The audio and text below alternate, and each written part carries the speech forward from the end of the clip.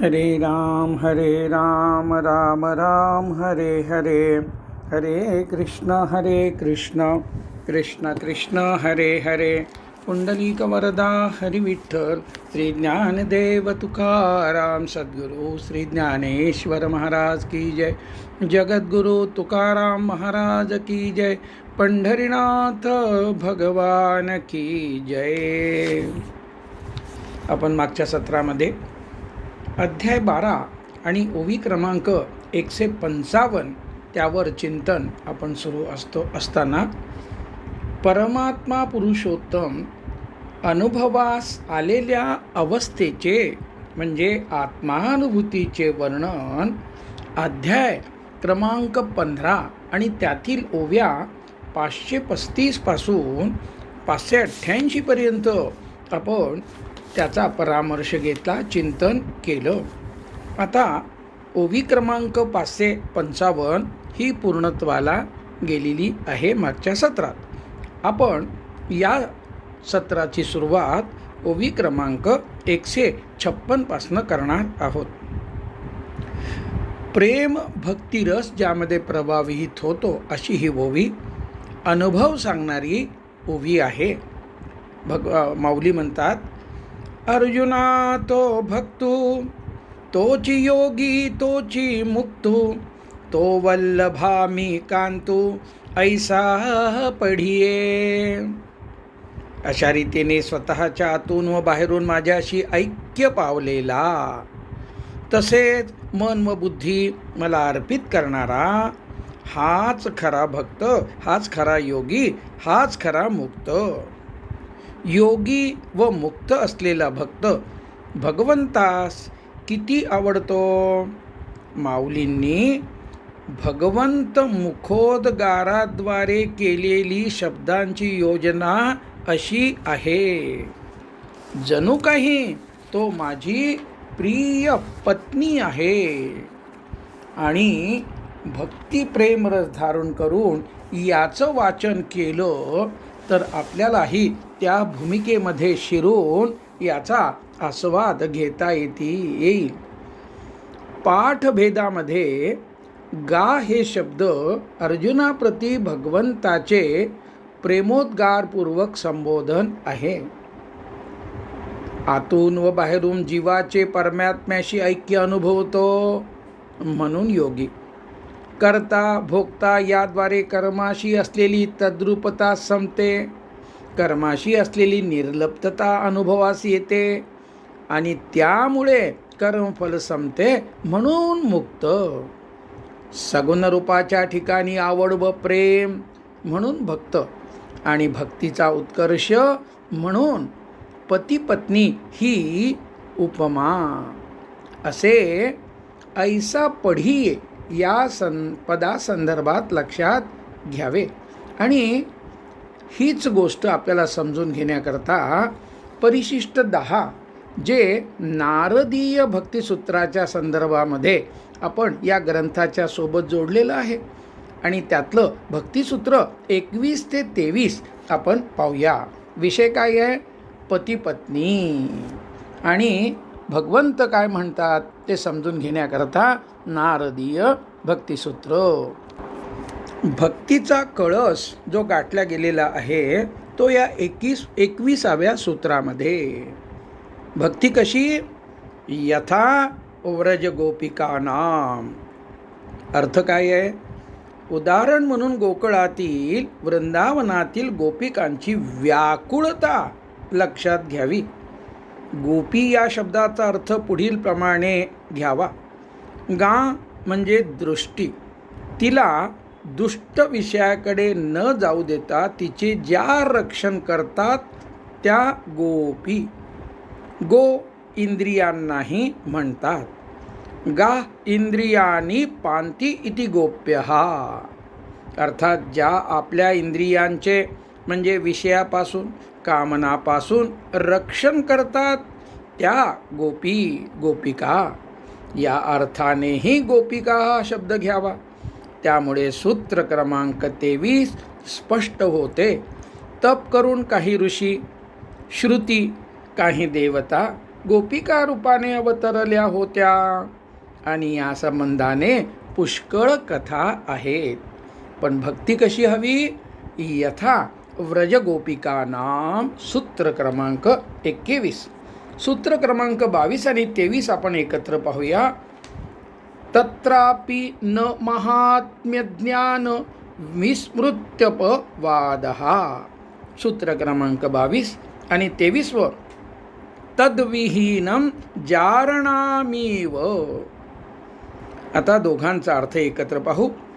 वरील उदाहरणातील गोपिकेची व्याकुळता ही हसतमुख, सुंदर, विलोभनीय गोपबालकासंबंधाने नव्हती आणि प्रत्यक्ष परमेश्वरच गोपबालकाच्या स्वरूपात वावरत आहे अशा महात्म्य ज्ञानाची त्यांना पूर्ण जाणीव होती.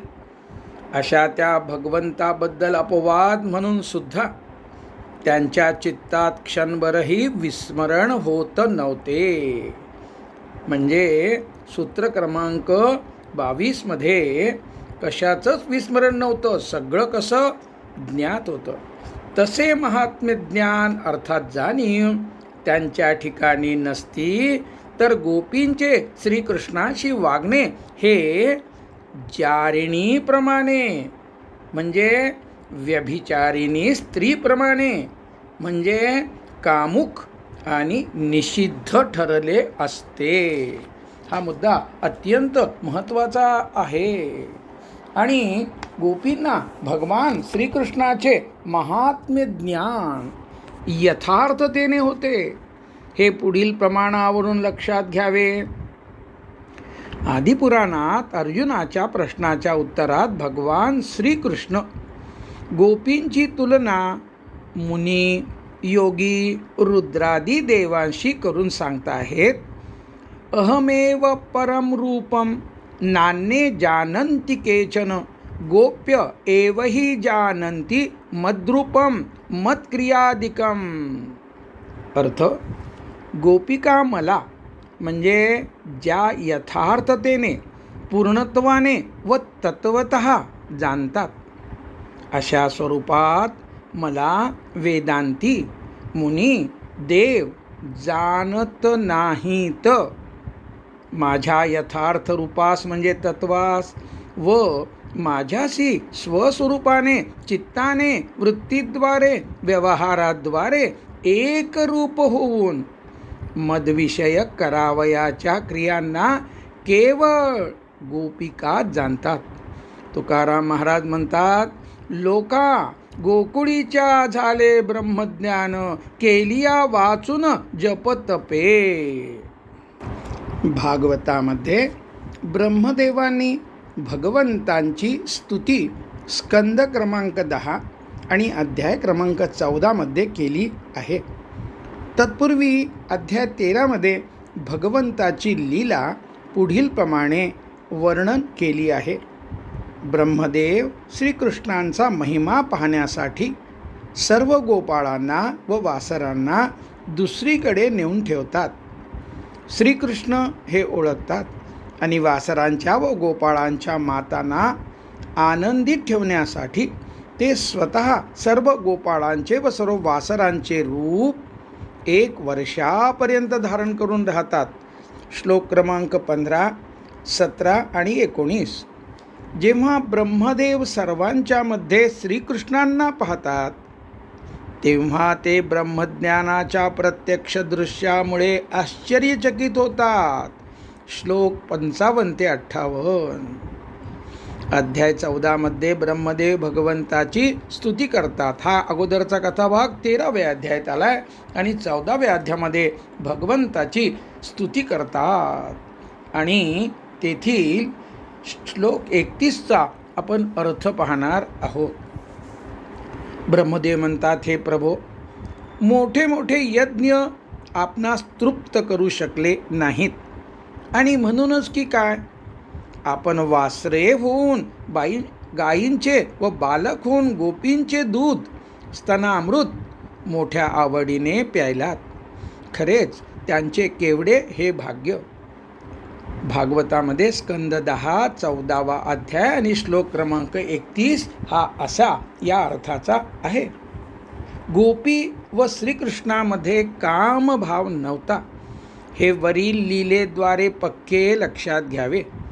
पुढे अध्याय 26 मध्ये सर्व गोपगोपी कृष्णाच्या पूतनादी पुष्कळ राक्षसांचा वध, कालियामर्दन, गोवर्धन पर्वत उचलणे या अद्भुत लीलांचे वर्णन आपसात करतात आणि ही विलक्षणता अद्भुतता समजून घेण्यासाठी नंदाकडे जातात. नंद त्यांना सांगतात, गर्गाचार्यांनी नामकरण करतानाच हा बालक सर्वांना सर्व संकटातून तारून नेईल हे विस्ताराने सांगितले होते. तेव्हापासनं मी म्हणजे नंद श्रीकृष्णात नारायणाचा अवतार मानतो. पुढे अध्याय 27 मध्ये इंद्र श्रीकृष्णांचा अभिषेक करतात गोवर्धन लीलेनंतर. तदनंतर पुढे अध्याय 29 ते 33 मध्ये पंचाध्यायी रासक्रीडेचे वर्णन आहे.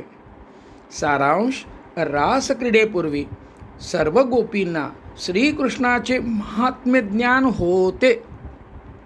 रासक्रीडेच्या वेळी श्रीकृष्णाचे वय 12 वर्षापेक्षाही कमी होते व सर्व गोपींचा जीवभाव संपलेला होता, म्हणजे स्त्री आणि पुरुष हा भाव संपलेला होता.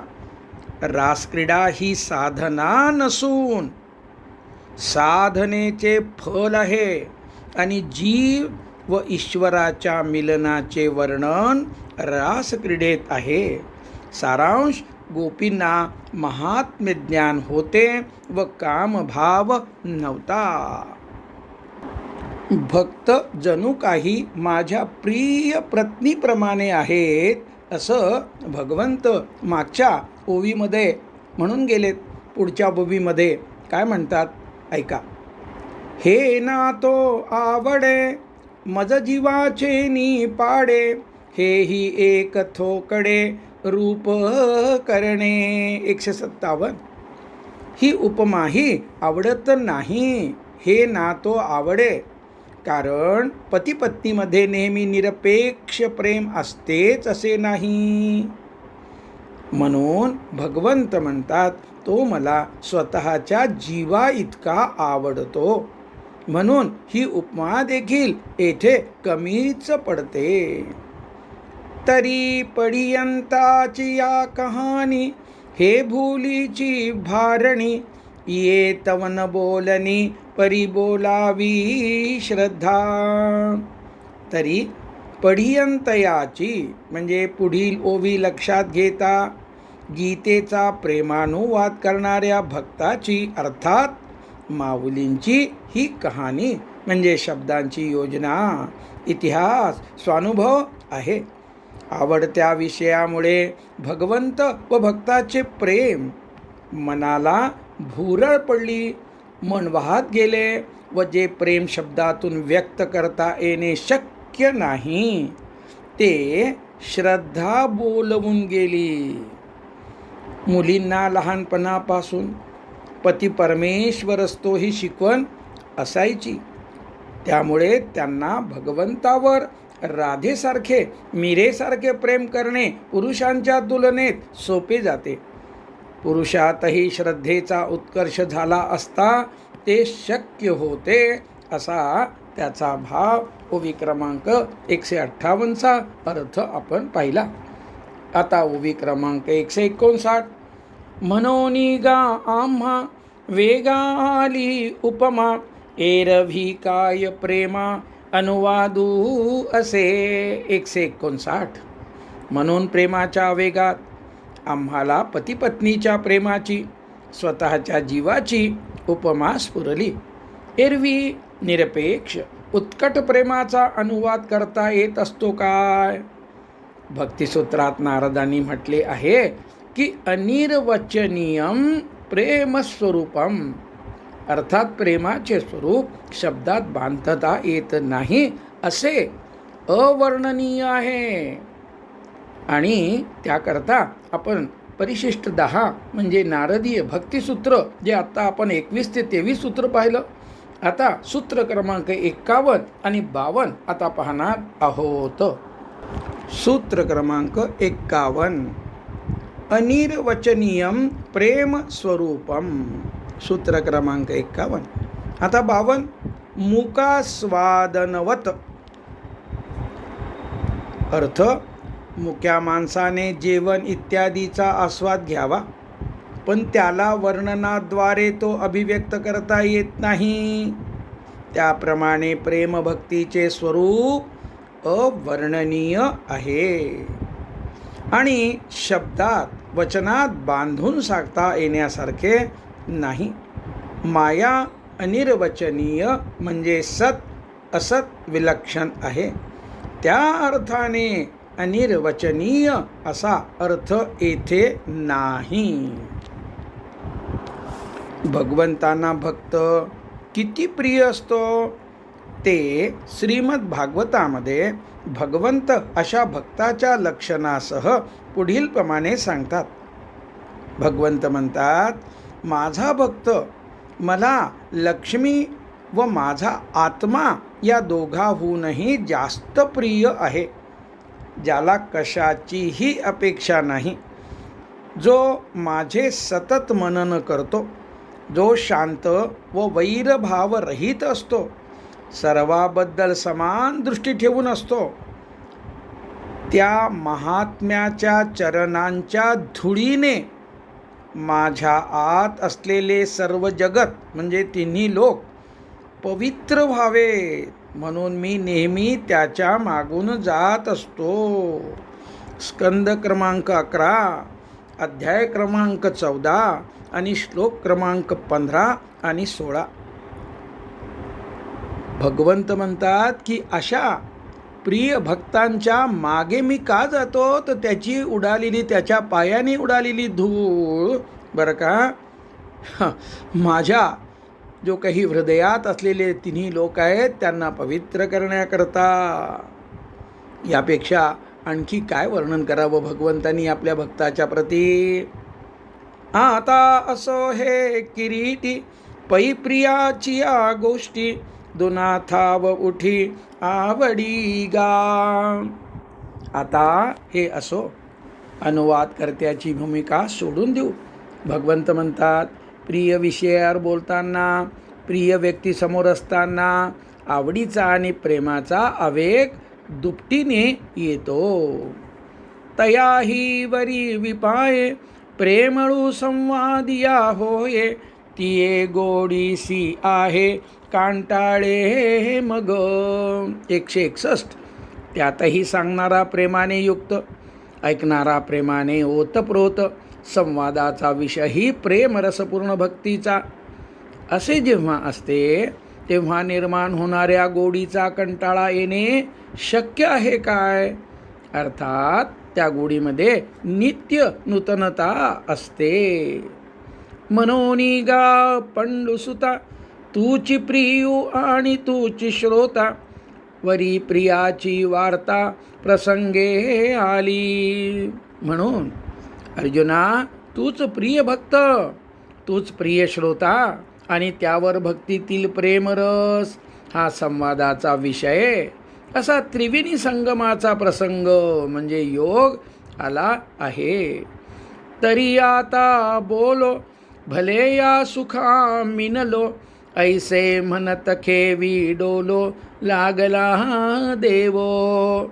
या सुखाने मी ओथंबलो म्हणजे भिजलो असलो तरी याविषयी म्हणजे भक्तिमार्गाविषयी आता पुढे बोलतो असे म्हणत असताना प्रेमानुभूतीमुळे देव डोलू लागले.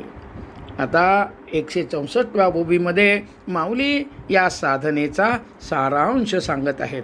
म्हणतात, मग म्हणे जान तया भक्ताचे लक्षण, जया मी अंतःकरण बैसो घाली.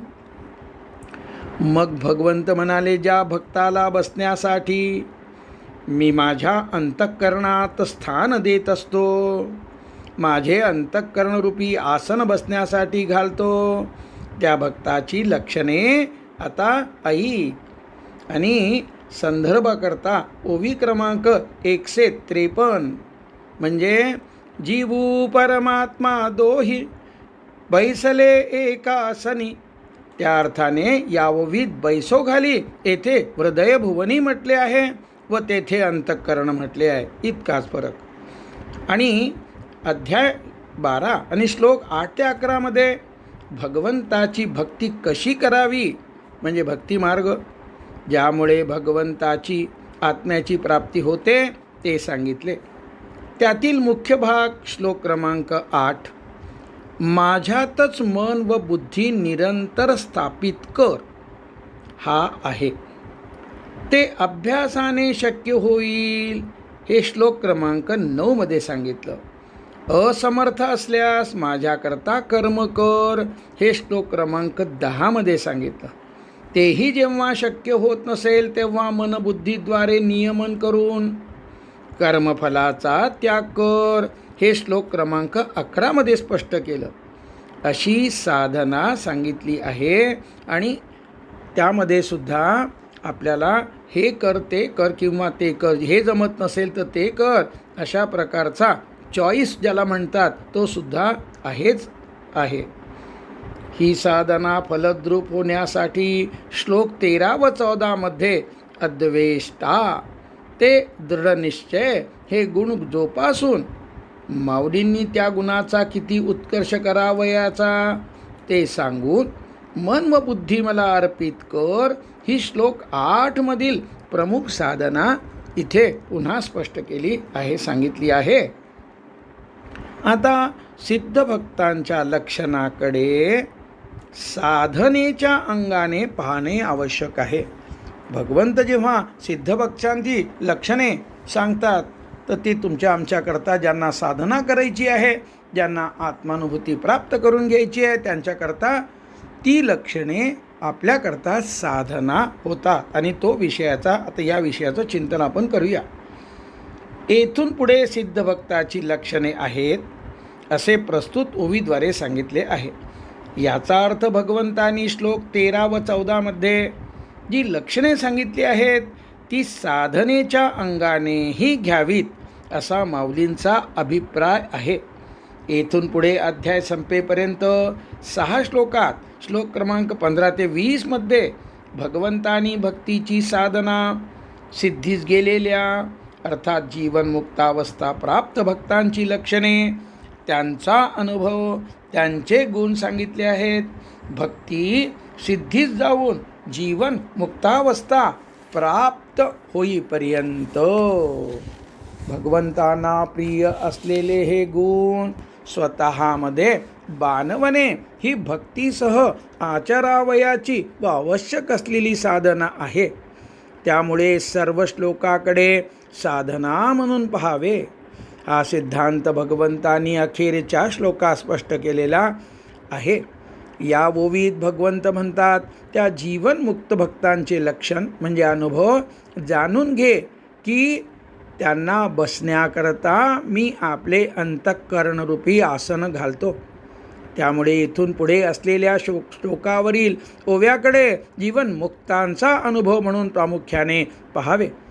तथापि जेथे साधना म्हणून पाहणे योग्य आहे तेथे आपलं खास असं लक्ष असायला पाहिजे आणि ग्रंथामध्ये त्याप्रमाणे खुणा केलेल्या आहेत, शीर्षक दिलेले आहेत. आता साधना सांगणारा आणि श्लोक क्रमांक 15 आपण वाचणार आहोत. आणि यापुढं सिद्ध भक्तांची लक्षणे म्हणजे साधकावस्थेतील साधना श्लोक 15 ते 20 हे शीर्षक देऊन आपण आता एका श्लोकाचा आपण परामर्श घेऊया. यस्मान्नो द्विजते लोको लोकान्नो द्विजते च यः हर्षामर्ष भरोद्वेगैर मुक्तो यस्य च मे प्रियः. ज्याच्यामुळे लोक म्हणजे व्यक्ती प्राणी उद्विग्न होत नाहीत आणि जो स्वतःही कोण्या व्यक्ती प्राण्यामुळे उद्विग्न होत नाही तो हर्ष म्हणजे स्त्री, द्रव्य, सत्ता, कीर्ती इत्यादी वांछित वस्तू प्राप्त झाली असता जाणवणारा आवेग आणि अमर्ष म्हणजे दुसऱ्याचा उत्कर्ष सहन न होणे, खंत वाटणे, मत्सर, ईर्ष्या, द्वेष इत्यादी जाणवणे.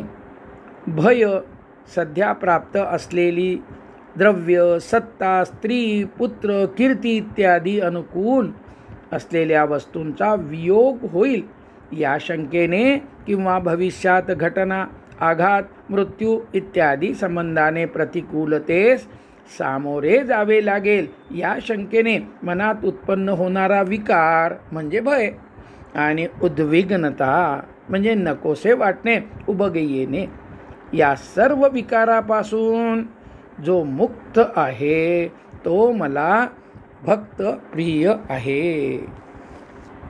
आता उद्वेग आणि त्याचाच अर्थ उबग. कारणे आणि उपाय काय आहे, तर त्याचा विषय असा आहे. या श्लोकात उद्विग्नता हा शब्द 3 वेळास आलेला आहे. उद्विग्नता म्हणजे काय, ती कशामुळे, कशापासून येते ते पाहणे आवश्यक आहे. काही व्यक्तींची ध्येय, धोरणे, त्या प्राप्त करण्याच्या त्यांच्या पद्धती, त्यांची राजनीती, कूटनीती, त्यांची मते, विचार, त्यांच्यासोबतची चर्चा नकोशी वाटणे म्हणजे उद्विग्नता. तसेच स्वतःची मते, साधना यांच्यात आलेली बाधा उद्विग्नता निर्माण करते. काही व्यक्ती, प्राणी, वस्तू यांच्या अमंगलतेमुळे, घाणेरडेपणामुळे, कुरूपतेमुळे त्यांचे सान्निध्यसुद्धा उद्विग्नता निर्माण करते. काही व्यक्तींच्या सवयी, स्वभाव, अप्रांजळता, विचारात सरळता नसणे म्हणजे मॅन्युप्युलेटिंग नेचर, आत्यंतिक स्वार्थ, टोचून बोलणे, अकारण त्रास देणे, इतकेच काय त्यांचे विनोदसुद्धा उद्विग्न करू शकतात. एखादी व्यक्ती आपल्या विरोधात आहे असा ग्रह, जो ग्रह चुकीचाही असू शकतो, झालेला असेल तर त्या व्यक्तीबरोबर काम करणे उद्विग्नता निर्माण करते. अकारण झालेला त्रास, आध्यात्मिक साधनेत प्रगती न होणे अशासारख्या कितीतरी बाबी असू शकतात. यादी देण्याचे कारण आहे की साधकास उद्विग्नता कोणापासून, कशामुळे जाणवते व तो स्वतःमधील कोणत्या दोषामुळे इतरासाठी उद्विग्नता निर्माण करीत आहे हे त्यास कळावे. एकदा कळले की त्याबद्दल सजग राहून उद्वेग कमी करता येईल. स्वतःमध्ये बदल करणे जास्त गरजेचे आहे हे मात्र लक्षात घ्यावे. उद्वेग म्हणजे प्रसन्नतेच्या विरुद्ध असलेला विकार म्हणजे क्षोभ. उद्वेग कमी करण्याचे उपाय व चित्ताची प्रसन्नता वाढविण्याचे उपाय हे अर्थातच एकमेकास पूरक आहेत. आत्मानुभूतीमुळे प्राप्त होणारी चित्ताची नित्य प्रसन्नताच उद्वेगाची संपूर्ण रहितता म्हणजे उद्वेगापासून मुक्ती प्राप्त करते. माऊलींनी उद्वेगासाठी उबग हा चपखल शब्द वापरलेला आहे. आता माऊलींच्या या 15व्या श्लोकावरील ज्या टीकात्मक अशा ज्या ओव्या आहेत त्या आपण आता पाहूया. तरी सिंधूचे माझे जळचरा भय नुपजे आणि जळचरी नुबगीजे समुद्रू जैसा. 165. समुद्राच्या माजामुळे म्हणजे वादळी लाटामुळे इत्यादी जलचरामध्ये भय निर्माण होत नाही आणि जलचरांच्या गर्दीमुळे समुद्र कधी उबगत नाही, उद्विग्न होत नाही. साधना सांगणारी पुढची ओवी. तेवी उन्मत्ते जगे जयासी खंती न लगे आणि जयाचेनी आंगे नशिने लोकू. त्याप्रमाणे सत्ता, संपत्ती, शिक्षणामुळे उन्मत्त झालेले लोक संपर्कात आले असता त्या भक्ताला उद्विग्नता, खंत वाटत नाही. तसेच त्या भक्ताचा स्वभाव, बोलण्या वागण्याने त्याच्या संपर्कातील लोकांना शीन म्हणजे त्रस्तता, उबग जाणवत नाही.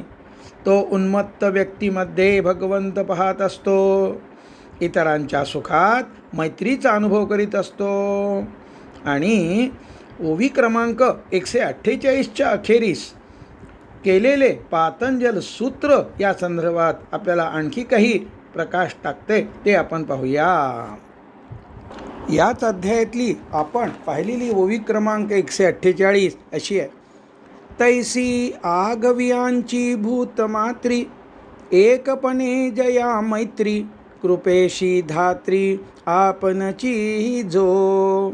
आणि त्यावर पातंजल योगसूत्रात अत्यंत सोप्या साधनेद्वारे जी साधना सांगितली ती आपण पाहणार आहोत, थोडक्यात पाहणार आहोत. पातंजल योगसूत्रे पाद क्रमांक 1 आणि सूत्र क्रमांक 33 आणि हे आपल्या ग्रंथाच्या सोबत परिशिष्ट म्हणून जोडलेलं आहे. तो सूत्र असा आहे 33. मैत्री करुणा मुदितोपेक्षाणां, सुख दुःख पुण्य विषयाणां, भावना तश्चित्त प्रसादनम. समाधिपाद सूत्र क्रमांक 33. जेथे सुख दिसते तेथे म्हणजे सुखी असणाऱ्या विषयी मैत्री, जेथे दुःख दिसते तेथे म्हणजे दुःखी प्राणी मात्राविषयी करुणा दया कृपा, जेथे पुण्य दिसते तेथे पुण्य करणाऱ्या व्यक्तीविषयी मुदिता म्हणजे निरपेक्ष आनंद, आणि जेथे अपुण्य म्हणजे पाप पुण्यरहितता दिसते तेथे उपेक्षा दुर्लक्ष क्षमा उदासीनता या भावना मनात आणीत जावे, असा भाव ठेवीत जावे. त्यामुळे चित्तशुद्धीचा प्रसाद मिळतो, चित्त मलिन होत नाही. सुखदुःख पुण्यापुण्य दिसल्यामुळे चित्त स्वरूपापासनं विचलित होत नाही. चित्तात अपराधित्वाची काहीतरी चुकल्याची भावना येत नाही. दुःख व अपुण्य निवारणार्थ काय करावे ते स्फुरते व अनुरूप कृती होते. सुख व पुण्य पाहिल्याने मनात प्रसन्नता येते. माऊली म्हणतात अशा त्या भक्तांच्या स्वभावामुळे त्याच्या सान्निध्यातील लोक उद्विग्न होत नाही.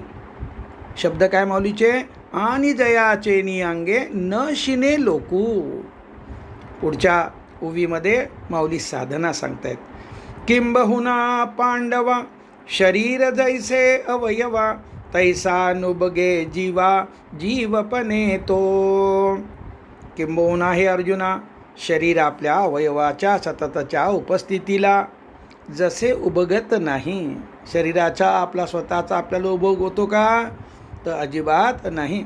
त्याप्रमाणे सान्निध्यातील सर्व जीवांच्या ठिकाणी स्वतःचा आत्मा आहे. अशा व्यापक आत्मानुभूतीमुळे कोणत्याही जीवाबद्दल त्याच्या मनात उद्वेग म्हणजे उबग येत नाही. आता उबग म्हणजे उद्वेग रहिततेच्या अनुभवाचे स्वरूप, त्याचं आपण चिंतन करू आणि थांबूया. स्वतःच्या विविध अवयवातील प्राण हा स्वतःचा प्राण आहे. या अनुभूतीमुळे शरीरास अवयवांचा उबगे येणे उद्वेग येणे संभवत नाही. त्याप्रमाणे एकाच परमात्म्याचे प्रतिबिंब सर्व जीवांच्या ठिकाणी आत्मरूपाने असल्याच्या आत्मानुभूतीमुळे कोणत्याही जीवाबद्दल ते स्वभावाने वागण्याने दिसण्याने उन्मत्ततेने कसंही असले तरी उद्वेग जाणवत नाही. एखादा अवयव जसे गुडघा दुखत असेल तर तो भाग कापून टाकावा असे वाटत नाही. उलट पक्षी औषधाने ऑपरेशन करून दुरुस्त करावा असे वाटते. अर्थात दुखऱ्या अवयवाचा सुद्धा उबग येत नाही. पुंडलिक वरदा हरी विठ्ठल श्री ज्ञानदेव तुकाराम सद्गुरु श्री ज्ञानेश्वर महाराज की जय. गोपाल कृष्ण भगवान की जय. विठ्ठल विठ्ठल विठ्ठल विठ्ठल विठ्ठल विठ्ठल विठ्ठल विठ्ठल. पुंडलिक वरदा हरी विठ्ठल श्री ज्ञानदेव तुकाराम सद्गुरु श्री ज्ञानेश्वर महाराज की जय. जगद्गुरु तुकाराम महाराज की जय. पंढरीनाथ भगवान की जय. आता आपल्याला 20 मिनिटाचं ध्यान करायचं आहे आणि त्याकरता आपला परवलीचा शब्द, आपला सिद्ध मंत्र माझी माऊली.